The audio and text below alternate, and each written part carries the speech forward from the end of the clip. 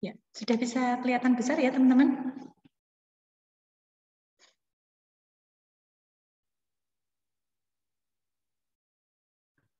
Belum. Oh, belum, masih loading ya. Oke. Bu Anita matikan kamera aja ya, karena kayaknya sinyal di kampus jelek ini. Oke, teman-teman sudah bisa lihat?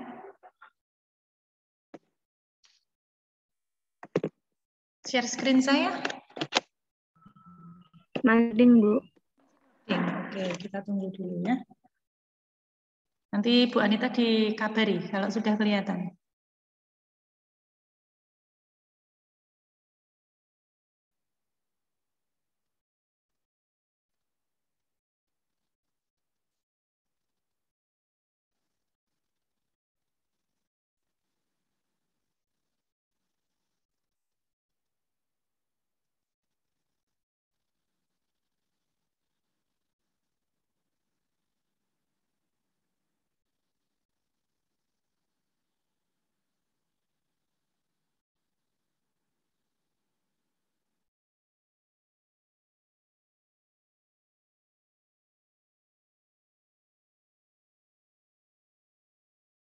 Sudah, Dek?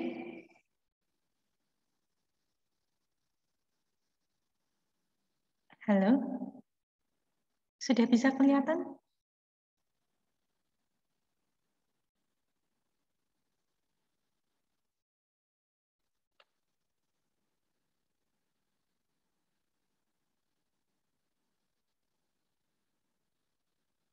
Halo?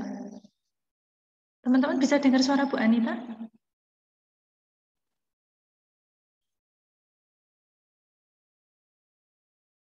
Halo? Halo? Halo? Iya, Bu. Oke. Bisa dengar suara Bu Anita, Mbak? Bisa, Bu. Bisa. Slide show sudah terlihat? Sudah, Ibu. Sudah ya? Oke, kita mulai. Hari ini kita akan melanjutkan terkait dengan pembahasan kita minggu lalu. Kita minggu lalu sudah tahu ada statistik deskriptif dan inferensia. Nah, untuk statistik inferensia itu nanti ada pengukuran statistik parametrik dan non parametrik, begitu ya teman-teman. Nah, untuk kali ini kita akan melanjutkan dari kemarin. Jadi kemarin teman-teman sudah tahu batasan mana sih kita akan pakai uji parametrik, kapan pakai non parametrik ya. Nah, di sini kita akan lebih memperdalam lagi ya. Jadi analisis inferensia ini bisa dilakukan uji parametrik dan uji non parametrik. Kapan kita menggunakan uji parametrik, kapan non parametrik, nanti ada beberapa perbedaannya ya. Nah, bagaimana aplikasinya jika kita mau melakukan pengukuran dua sampel yang saling berhubungan? Contohnya, kita mau menganalisis bagaimana kadar gula darah pasien diabetes sebelum dan sesudah pemberian edukasi dengan menggunakan telemedicine, misalnya begitu ya. Nah, dua sampel ini saling berhubungan, kita nanti bisa melakukan uji T dan uji Z. Uji T ini, T nanti ada T independen, ada T berpasangan. Ya, kalau yang Bu Anita ceritakan tadi, maka kita akan menggunakannya T independen apa T berpasangan, teman-teman? Kemarin sudah sedikit Bu Anita singgung waktu di pertemuan-pertemuan yang sebelumnya. Kalau pretest posttest, T independen atau T berpasangan?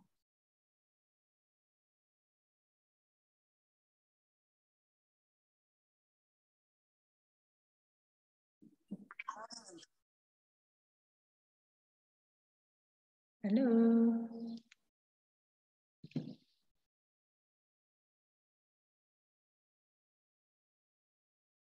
Harusnya adalah T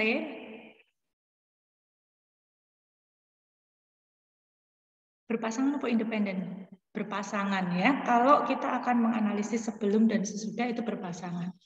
Kalau independen itu berbeda kelompok. Jadi kita punya satu data, ini kelompoknya orang-orang yang diberi intervensi telemedicine. Kemudian satu kelompok lagi orang-orang yang tidak diberi intervensi apapun. Ya, kita bandingkan. Nah itu T-nya T tidak berpasangan ya atau independen.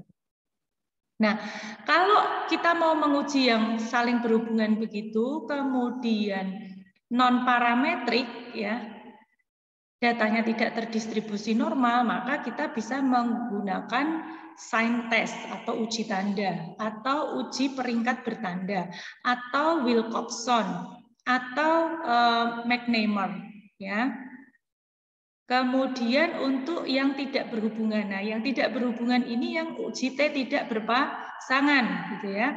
T tidak berpasangan di sini. Kalau non parametriknya kita pakai bisa menggunakan Mann-Whitney, Komol curve atau Wolfowitz. Untuk beberapa sampel yang berhubungan, ya, jadi kita mau membandingkan beberapa parameter variabelnya. Nah, itu kita bisa pakai ANOVA dua arah ya. Kalau non parametrik kita bisa menggunakan Friedman, Wikendall, Q-Cochrane. Kalau beberapa sampel atau beberapa variabel tidak berhubungan, itu kita bisa menggunakan one way ANOVA. Ya, kalau non parametrik kita bisa pakai Kruskal-Wallis, Chi-square atau median. Nah, kapan sih kita akan pakai parametrik, kapan pakai non-parametrik? Nah, di sini definisi statistik parametrik adalah berhubungan dengan inferensi statistik atau statistik inferensia yang membahas parameter-parameter populasi, jenis datanya, interval, atau rasio. Distribusi data harus normal atau mendekati normal. Sedangkan statistik non-parametrik ini adalah suatu bentuk statistik inferensia yang tidak membahas parameter-parameter populasi. Jenis datanya bisa nominal atau ordinal. Distribusi data tidak diketahui atau tidak normal. Nah, ini kita bisa pakai non-parametrik. Nah, nanti ada tergantung berdasarkan jumlah variabel tadi. Misalnya kalau variabelnya hanya menganalisis peningkatan kadar gula sebelum dan sesudah diberikan edukasi lewat telemedicine. Nah, itu hanya satu variabel, maka disebut analisis univariat. Tetapi ada yang disebut dengan analisis multivariat, yaitu jika dua atau lebih pengukuran atau variabel untuk sejumlah sampel di mana analisis antar variabel dilakukan secara bersamaan. Contohnya, pengaruh motivasi terhadap pencapaian akademik yang dipengaruhi oleh faktor latar belakang orang tua, faktor sosial ekonomi, faktor sekolah. Nah, ini ada beberapa variabel ya yang nanti akan mempengaruhi motivasi dan akhirnya pencapaian akademiknya. Nah, kapan kita pakai parametrik? Ya tadi, kuncinya adalah datanya harus terdistribusi normal. Kalau data tidak terdistribusi normal, maka kita akan beralih ke data non-parametrik. Ya. Kemudian skala pengukurannya. Kalau kita punya datanya interval dan rasio, itu kita pakai parametrik. Tapi kalau kita punya datanya adalah nominal dan ordinal, ya ini non parametrik. Tapi ini disebutnya pada umumnya karena apa? Kalau kita datanya interval dan rasio, tapi tidak terdistribusi normal, maka mau tidak mau kita pakai non parametrik. Kemudian jumlah sampel. Jumlah sampel besar atau kecil ini bisa juga jumlah sampel kecil tapi memenuhi asumsi salah satu bentuk distribusi. Jadi umumnya jumlah sampelnya harus besar kalau parametrik itu ya, lebih dari 30. Itu berarti kita pakai parametrik. Atau boleh juga untuk sampel kecil tapi harus memenuhi distribusi normal. Kalau untuk sampel yang kita jumlahnya kecil kita pakainya non parametrik. Ya, nah, jadi kita kalau mau memulai analisis statistik, ya, inferensi ya, kita harus tahu dulu jenis data kita apa, masuk nominal ordinal atau interval dan rasio. Ya, begitu kita tahu itu adalah interval dan rasio, maka kita menggunakan statistik parametrik. Tapi lihat nanti hasil dari uji normalitas, ya, apakah terdistribusi normal dan homogen atau tidak. Ya, kalau datanya nominal dan ordinal, kita masuk ke statistik non parametrik. Statistik non parametrik di sini kita lihat jumlah variabelnya. Apakah satu atau lebih dari 2? Ya, kalau satu kita pakai analisis univariat, kalau 2 multivariat. Kita masuk ke uji parametrik ya. Beberapa uji parametrik ini bisa terdiri dari one sample test, independent sample test, paired sample test, dan one way ANOVA. Ya, ini sampel independent sample test atau yang sering disebut t-test. Ya. Terus yang paired sample test ini T berpasangan. Asumsi uji parametrik yaitu sampelnya harus terdistribusi secara normal lewat uji normalitas dan varians antar variabelnya sama lewat uji homogenitas. Ya, normalitas dan homogenitas sudah kita bahas kemarin. Ini saya flashback sedikit tentang hipotesis pengujian. Ya, kemarin pada saat kita membahas hipotesa dan uji hipotesa, hipotesis itu ada 2, H0 dan H1. Ya. H0 itu yang bagaimana? H1 yang bagaimana?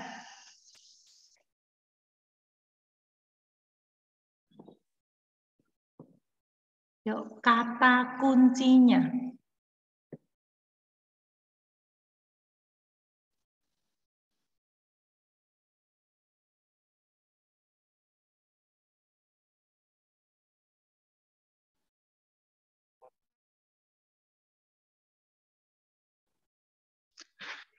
Izin menjawab, Bu. Ya, silakan. Kalau H0 itu tidak ada hubungan atau tidak ada perbedaan. Kalau H1 itu ada hubungannya atau ada perbedaannya. Iya, betul sekali. Ya, kuncinya itu H0 itu tidak ya, kata tidak. Tidak ada hubungan atau tidak ada perbedaan ya. Itu kalau H1 itu berarti ada. Nah, dari itu kita lakukan pengujian untuk membuktikan H0 diterima, H1 ditolak atau sebaliknya, gitu ya. Nah, ini data terdistribusi normal. Kita harus melihat di sini uji normalitas data dimaksudkan untuk memperlihatkan bahwa data sampel berasal dari populasi yang berdistribusi normal. Bagaimana langkah uji normalitas kalau kita pakai SPSS? Ya, jadi kemarin kan ada beberapa option itu ya, analyze, kemudian kita klik deskriptif statistik, kemudian explore. Maka akan muncul dialog box explore seperti ini. Ya, di sini mau melakukan uji ketebalan ban kemarin ya, teman-teman, ini contohnya. Nah, di sini dependent list-nya apa? Variabel yang mau dilihat normalitasnya apa? Adalah jawaban tentang produksi dari ketebalan ban tersebut. Ya, tadinya dia ada di sebelah kiri sini, kemudian kita pindahkan ke kanan. Ya, pilih faktor list apabila ada lebih dari satu kelompok data. Tapi karena ini hanya satu kelompok data, maka kita tulisnya di dependent list aja.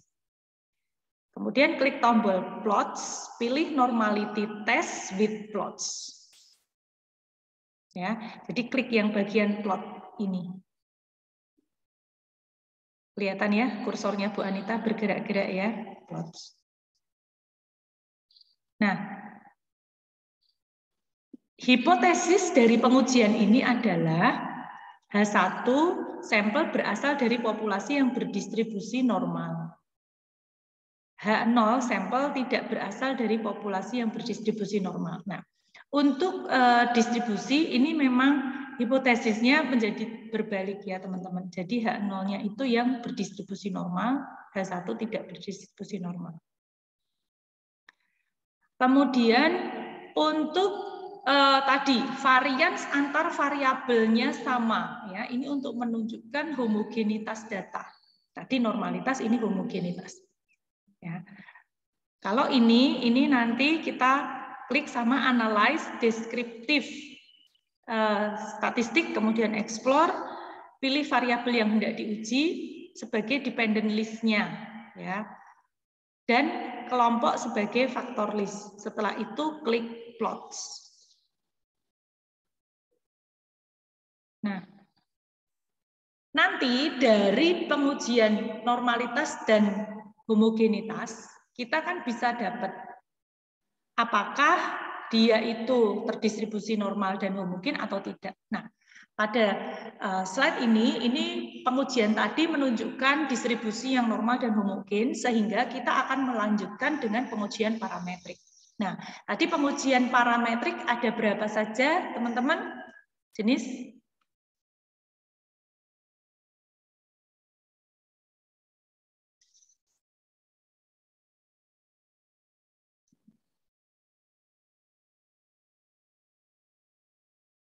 Tadi ada berapa parametrik?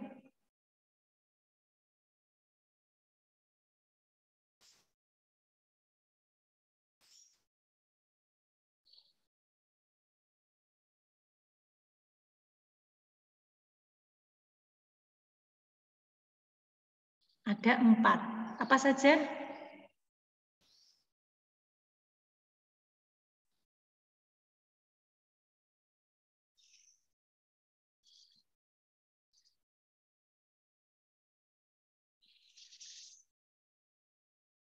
Halo. Ada one sample test, ada T independent test, ada T berpasangan, dan yang terakhir tadi apa? Halo.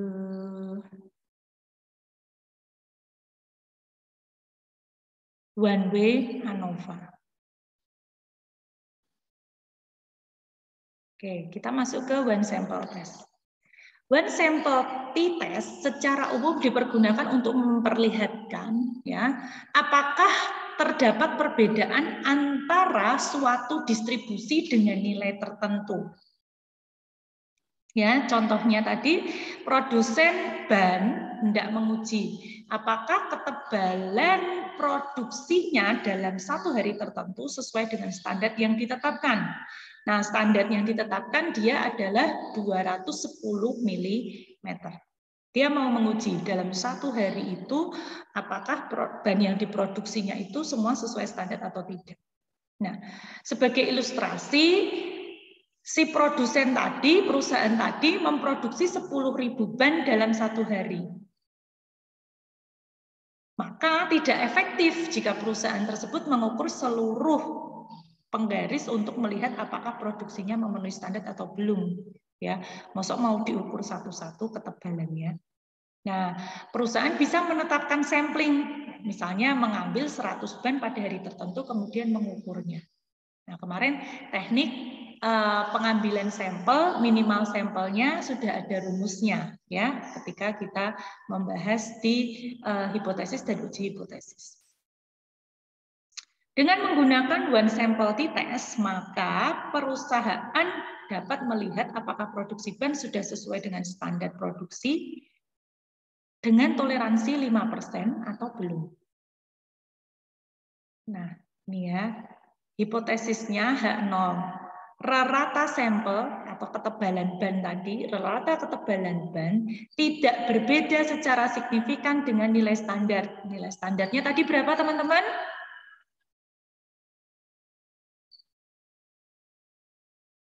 Standar bannya tadi mau dimintanya berapa?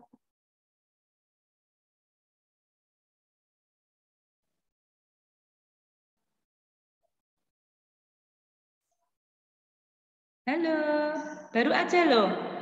Ban apa tadi perusahaan ban menetapkan ketebalan standar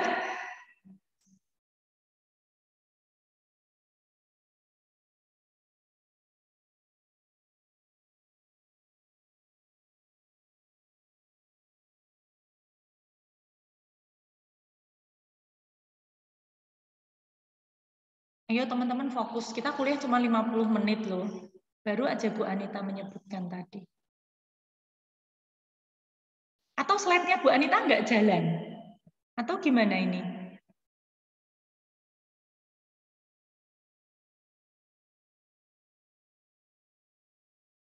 Halo?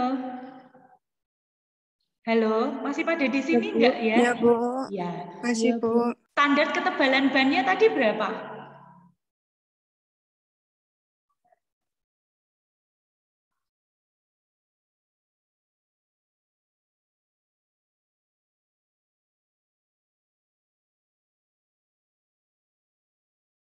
Baru aja loh, satu slide yang tadi ketika kita mau menguji normalitas dan homogenitas.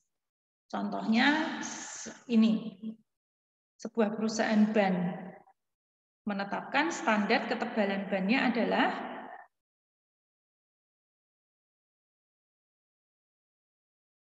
tadi Bu Anita nanya 4 jenis uji parametrik, teman-teman juga nggak ada yang menjawab sama sekali. Sekarang Bu Anita nanya baru aja satu slide yang lalu. Ketebalannya mau berapa ya? Ini kan hipotesisnya H0, rata sampel tidak berbeda secara signifikan dengan nilai standar. Nilai standar ketebalan bannya tadi berapa?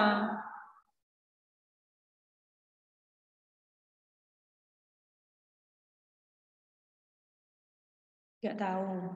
Ya sudah, kalau memang nggak fokus kuliah, kita stop kuliah dulu aja. Silahkan teman-teman kalau mau tidur lagi juga nggak apa-apa, gitu ya.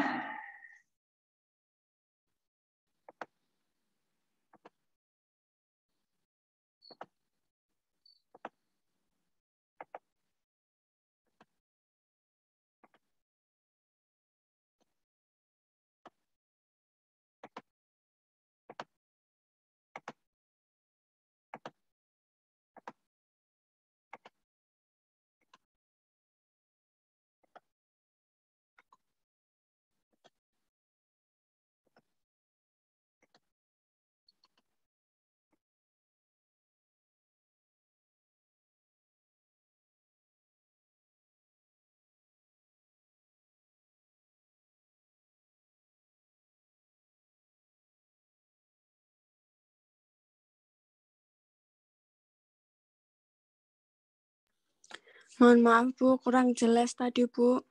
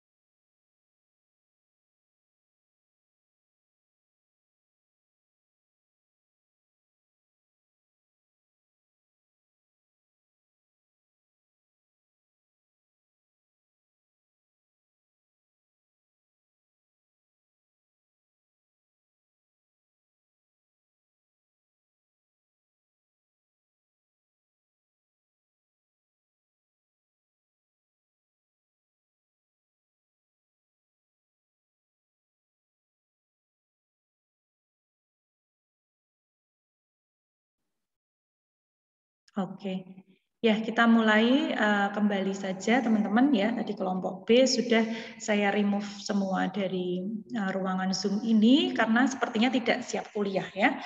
Tadi juga jam 8.30 itu baru hanya berdua, saya dengan satu namanya Mbak Desi ya. Kemudian baru itu habis itu masuk, saya diam aja ya. Tapi ketika ditanya sama sekali tidak ada respon ya. Jadi kita sudah melonggarkan ya, teman-teman tidak bisa ke kampus, oke. Saya Zoom tidak menyalakan video, saya juga enggak apa-apa. Tapi setidaknya ketika saya bertanya ada tanggapan sehingga saya tahu bahwa teman-teman itu masih di situ. Kalau tadi misalnya sedang tidak memperhatikan, mungkin bilang, Bu maaf boleh diulang kembali, saya akan mengulang. Tetapi tidak dengan cara diam seperti itu ya. Kalau Bu Anita tanya dan kemudian semua hanya diam, Bu Anita tidak tahu kalian itu sudah paham atau belum. Sudah dengar atau belum? Atau tadi sinyal saya terputus, saya terlempar, ya kan? Saya tidak apa-apa disuruh mengulang. Ya, lebih baik saya mengulang dan teman-teman paham daripada saya hanya ngomong terus, tapi ternyata teman-teman tidak paham, gitu ya. Nah, untuk melakukan one sample t-test ini kita nanti bisa menggunakan SPSS. Ya, seperti yang kemarin, kemudian tahapannya kita klik analyze, kemudian compare means, lalu one sample t-test. Ya. Jadi tadi datanya sudah kita masukkan ini, produksi bannya, tebalnya berapa, 100 ban tadi diukur, kemudian dimasukkan ke kolom yang pertama ini. Nah, setelah itu akan muncul kotak dialog one sample t-test seperti ini. Pindah data yang akan diuji dari kolom sebelah kiri, ya kita klik sehingga dia menjadi biru. Kemudian kita klik panah yang di tengah ini, maka nanti dia akan masuk ke tes variabel di sini sebelah kanan. Ya. Test value-nya berapa? Masukkan 210. Karena apa? Standar ketebalan ban yang dimau oleh perusahaan ban tersebut adalah 210 nanometer. Oke. Nah, nanti setelah tire-nya masuk ke sebelah kanan, test value-nya sudah diisi, kemudian kita klik OK. Nah, output-nya ya kita akan mendapatkan hasil seperti ini ya, t-test ya, one sample t-test. Tadi N-nya jumlahnya 100, jadi 100 ban yang diuji, kemudian ketebalan rata-rata min-nya ini ya, min-nya itu 222,595 mm dengan standar deviasi 47,6019, standar errornya 4,7602. Hasil dari one sample testnya dengan test value 210 ya, dengan standarnya 210, maka di sini diketahui ya, lihatlah teman-teman di sini sign atau tail-nya ya, signifikansinya 0,009. Ya, lihat signifikansi. Jika nilainya lebih kecil daripada nilai toleransi, maka H0 tidak diterima. Ya, teman-teman bisa ini ya, tahu bahwa di sini nilainya 0,009. Lebih kecil dari 0,05. Mengapa nilainya 0,05, Bu? Karena tadi nilai toleransi kita adalah 5%, ya, 0,05. Kalau kita menggunakan taraf kepercayaan 99%, maka nilai toleransi kita hanya 1%. 1% itu berarti 0,001 atau 0,01. Nah, Di sini ya, ini 0,009 lebih kecil daripada 0,05. Sehingga H0-nya tidak diterima alias H0-nya ditolak. Kalau H0 ditolak, maka yang diterima adalah H1. Ya, H1 tadi adalah mengatakan bahwa rata sampel yang 100 tadi mempunyai perbedaan yang signifikan dengan standar yang telah ditentukan. Standar yang telah ditentukannya tadi adalah 210 mm. Maka dapat kita tarik kesimpulan bahwa dari 100 sampel yang diuji itu tadi, semuanya berbeda secara signifikan dengan si standar. Oh, berarti produksi bannya tadi tidak standar. Nah, contohnya misalnya kita dalam industri farmasi, nanti teman-teman mau melakukan pengujian one sample test dari 100 tablet yang teman-teman hasilkan. Ya. Standar misalnya adalah standar ketebalan tabletnya itu berapa. Nah, dari 100 sampel tebal tabletnya itu teman-teman hitung. Apakah berbeda signifikan atau tidak? Kalau tidak berarti dia semua sama, gitu ya. Itu tentang one sample t-test. Selanjutnya, independent sample t-test.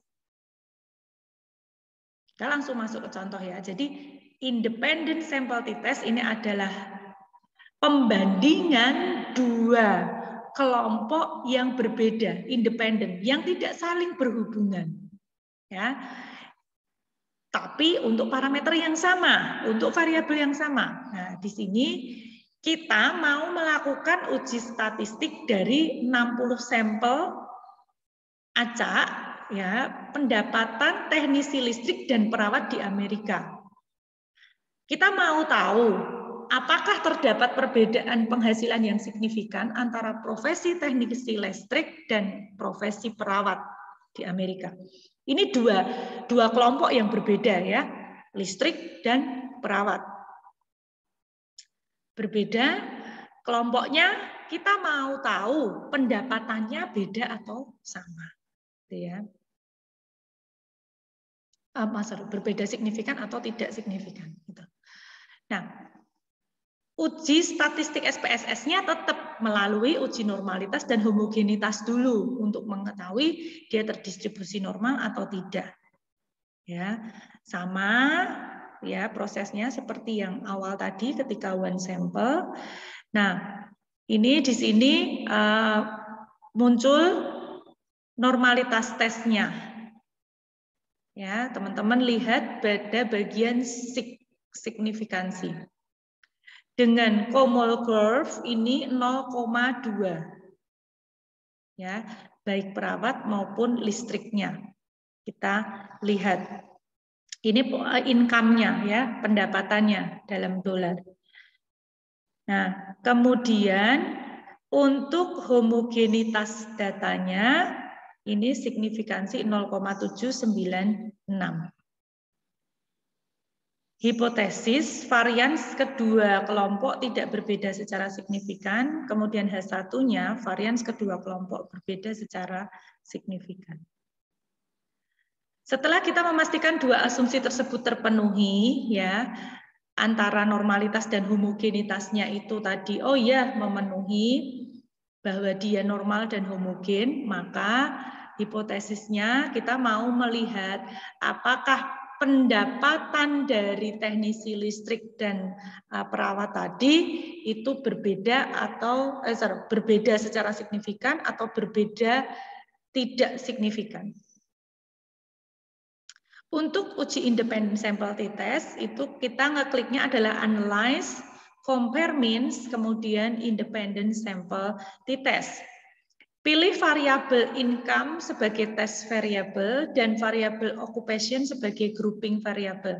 Jadi yang kita mau uji kan pendapatannya, ya, maka income-nya ini sebagai test variable yang akan diuji, dan grouping variabel kelompok yang akan kita bandingkan adalah si occupation-nya, apakah dia perawat atau teknisi listrik. ya teman-teman. Kemudian define group untuk menandai perbedaan kelompok. Nah, di sini. Jadi tes variabelnya itu isi income-nya, grouping-nya adalah occupation. Kita klik define group. Ketika kita klik define group, ini kita akan mendapatkan dialog box seperti ini. Gunakan specific value. Grup 1 ya. Ini grup 1 kita kode 1, grup 2 kita kode 0. Ya, grup satunya adalah teknisi listrik, grup 2-nya adalah perawat. Kemudian klik continue, kemudian oke. Maka akan muncul seperti ini teman-teman, ya, grup statistiknya. Tadi dipilih secara acak 60 sampel. 60 sampel itu terdiri dari teknisi listrik 30, perawatnya 30. Rata-ratanya, ya, pendapatan rata-ratanya untuk teknisi listrik itu $829, perawat $827. Ini standar deviasinya, ini standar mean error-nya. Nah, independent sample testnya, ya, t-testnya, ini kita lihat dari sebelah sini teman-teman. T-test for equality means. Kita lihat signifikansi totalnya 0,749. Karena 0,749 lebih besar daripada 0,05, ya, taraf kepercayaan kita 0,05, maka H0-nya yang diterima. Ya, dapat disimpulkan bahwa rata antara gaji teknisi listrik itu tidak berbeda dengan perawat. Ya, karena H0-nya yang diterima. Dependent sample test. Kemudian paired sample test. Ya, T berpasangan. Uji paired sample test, ya, umum digunakan untuk melihat perbedaan rata-rata yang terjadi terhadap satu subjek yang sama dengan dua perlakuan yang berbeda. Ya, contohnya perubahan kinerja karyawan sebelum dan sesudah pelatihan manajemen. Yang nomor 2, apakah ada perubahan keuntungan sebelum dan sesudah dilakukan kebijakan pemberian kredit kepada pengusaha kecil? Ya, jadi ini kalau kita mau menilai sebelum dan sesudah pada subjek yang sama, kita pakai paired sample test. Ya, misalnya tadi mau melihat kadar gula darah sebelum dan sesudah dilakukan edukasi melalui telemedicine. Nah, itu kita nanti pakainya paired yang berpasangan. Nah, nanti bentuknya seperti ini, misalnya ya, apakah ada perubahan kinerja? Kinerjanya di sini orangnya ada 12, ini nama-nama, ya, nama-nama salesnya. Kemudian ini adalah penjualan sebelum, ini penjualan sesudah. Diisikan dulu nilainya. Nah, desain hipotesisnya H0, ya, itu jika mu B minus mu A sama dengan 0. Artinya sesudah dan sebelumnya, ya, itu tidak ada beda atau 0. Tapi H1-nya atau H alternatifnya itu jika mu A, ya, sales setelah dikurangi mu B dikurangi mu A, mu B itu setelah pelatihan manajemen, mu A sebelum pelatihan manajemen, itu penjualannya tidak sama dengan 0, artinya ada perbedaan. Jangan lupa melakukan uji asumsi dalam pengujian parametrik. Apa itu? Yaitu tetap harus melakukan uji normalitas dan homogenitas data. Nah, dengan asumsi data tadi normal dan homogen, kita lanjut uji sampel berpasangan. Nah, ini kita klik Analyze, Compare Means, Paired Sample T-Test. Ya, kalau tadi yang kedua Independent Sample T-Test, ini Paired Sample T-Test. Variabelnya adalah unit sold before, jadi sebelum pelatihan, sold after, sesudah pelatihan. Ya, Diklik dua-duanya, kemudian kita klik panah, nanti masuk ke paired variables yang di kanan sini, kolom kanan. Ya, kemudian kotak option di sini yang di kanan bawah ini, teman-teman, option di sini untuk merubah tingkat kepercayaan statistik kita, mau 99, 95 dan atau 90%. Nah, ini nanti akan mempengaruhi apakah kita akan 1% atau 5% atau 10%.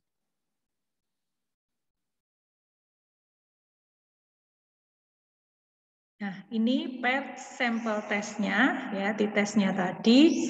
Di sini sebelum pelatihan itu rata-ratanya 428, sesudah pelatihan 455. Dengan jumlahnya tadi si sampel kita itu 12 orang kinerja karyawannya tadi ya. Ini standar deviasi, standar error. Kemudian hasil paired sample correlation-nya, ini korelasinya 0,950 dengan signifikansi 0,00000. Nah, ini korelasinya, ya berarti ini menunjukkan korelasinya kuat teman-teman karena mendekati 1 ya 0,95, kemudian signifikansinya di bawah 0,05 kalau kita pakai taraf kepercayaan 95%. Kemudian paired sample testnya, uji T berpasangannya, kita lihat di mana? Kita lihat di signifikansi totalnya 0,047. Wah, ini mepet sekali ya. Kita pakai signifikansi tadi 95%. Ini 95% confidential interval of the difference. Berarti H1 akan diterima jika totalnya kurang dari 0,05. Ya, ini karena di sini 0,047 maka dapat dikatakan sebelum dan sesudah pelatihan ada perbedaan secara signifikan dalam hal perubahan ini. Ya. Penjualan. Kemudian, Bu, kenapa nilai T-nya ini negatif ya? Adapun nilai T yang negatif menunjukkan bahwa rata nilai setelah secara signifikan lebih besar. Gitu, ya. Jadi penjualannya itu setelah pelatihan itu dia meningkat. Itu terbukti dengan T-nya yang menunjukkan nilai negatif. Kemudian one way ANOVA, ya ini masih uji parametrik ya. Minggu depan kita akan membahas yang non parametrik. One way ANOVA, uji one way ANOVA ini merupakan perluasan dari uji rata-rata. Secara aplikatif, ANOVA digunakan untuk menguji rata-rata lebih dari 2 sampel. Ini dia berbeda secara signifikan atau tidak, namun hanya mencakup satu jenis klasifikasi. Sama, asumsinya sampel ini harus berdistribusi normal, variannya itu homogen atau sama, kemudian sampel tidak berhubungan satu sama lain. Ya, jadi kita mempunyai beberapa kelompok, ya, lebih dari 2 sampel. Kalau T, ya, T independen tadi itu hanya 2. Kita membandingkan antara 2 kelompok. Tapi ketika kelompok yang kita mau bandingkan itu banyak, lebih dari 2, maka kita menggunakan one way ANOVA ini. Ya, ini contohnya apa teman-teman? Ini misalnya teman-teman memberikan perlakuan ekstrak daun mengkudu untuk menurunkan kadar gula darah pasien.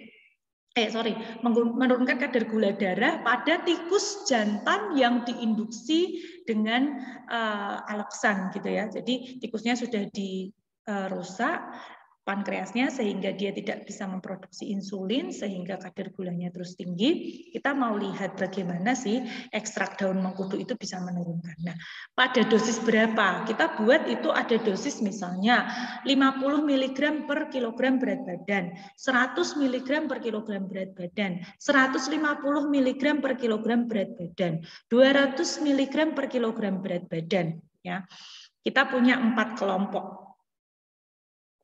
Ya, misalnya. Nah, sehingga kita nanti akan menggunakan 1W ANOVA ini. Sama H0-nya itu mu A sama dengan mu B sama dengan mu C. Nah, contoh saya tadi berarti kadar gula darahnya tikus yang diberikan ekstrak daun mengkudu 50 dengan 100, dengan 150, dengan 200 itu sama saja atau tidak berbeda. Tetapi alternatifnya H1-nya itu jika mu A tidak sama dengan mu B, tidak sama dengan mu C. Artinya dengan dosis-dosis yang berbeda itu kadar gula darah mencitnya itu berbeda-beda. Nah, di sini menggunakan contoh 3 jenis pupuk ya. Pengaruh pemberian pupuk A, pupuk B, dan pupuk C pada pertambahan hasil panen. Nah, ini rata-ratanya. Oke, yang dimasukkan. Kemudian kita kliknya Analyze, Compare Means, 1W ANOVA. Bagian Dependent List diisi dengan variabel nilainya, data kuantitatifnya. Ya, hasil, kalau yang contoh ini adalah hasil panennya, kalau yang contohnya Bu Anita berarti kadar gula darahnya. Bagian faktor diisi dengan data kelompok. Data kualitatif. Ya, kelompok dosis 50 mg per kilogram berat badan. Kelompok dosis 100 mg per kilogram berat badan. Kelompok dosis 150, kelompok dosis 200. Untuk bagian post hoc, aktifkan Bonferroni dan Tukey. Diklik, nanti ada pilihannya Bonferroni dan Tukey. Dan pada bagian option, aktifkan descriptive dan homogeneity of variance.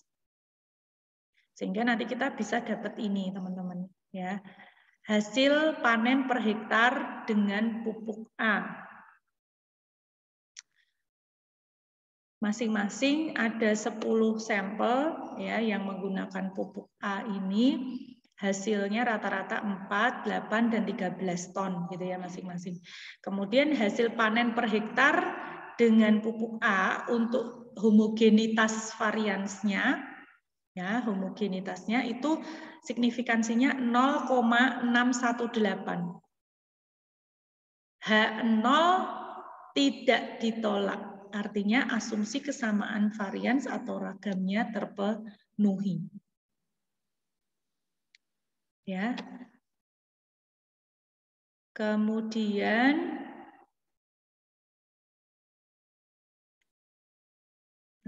bentar Pak Anita ini. Nah, H0 ini tidak ditolak, artinya asumsi kesamaan ini terpenuhi ya teman-teman. Nah, kemudian bagaimana ANOVA-nya? ANOVA-nya di sini hasil pupuk A. Pupuk A ini di antara grup-grup tadi signifikansinya 0,00. Maka H0 ditolak, H1 diterima. Artinya minimal ada satu di antara jenis ketiga pupuk itu yang memberikan pertambahan hasil panen yang berbeda. Tuh, ya. Jadi antara pupuk A, pupuk B, pupuk C ini memiliki pertambahan yang berbeda. Nah, untuk mengetahui pupuk mana yang memiliki rata yang berbeda, di sini teman-teman jenis pupuknya ini, maaf ya, ini dituliskannya 1, 2, 3, ini pengkode.